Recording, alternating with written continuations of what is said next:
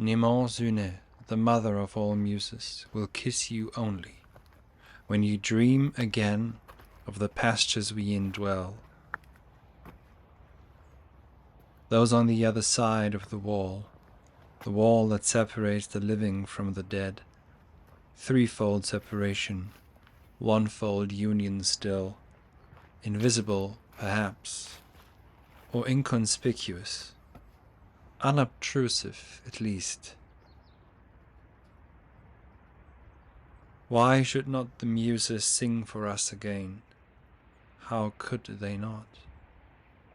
The signs are there that point beyond way themselves beyond.